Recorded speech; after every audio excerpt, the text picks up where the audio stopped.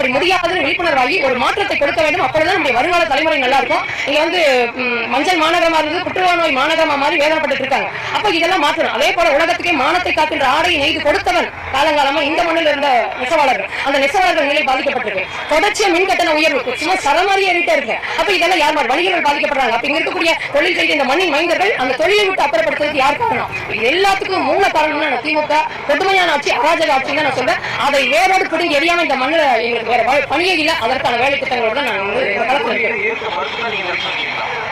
நான் இந்த களத்துல நிற்பது அரசியல் என்பது முழுக்க முழுக்க மக்களுக்கு செய்கின்ற சேவை.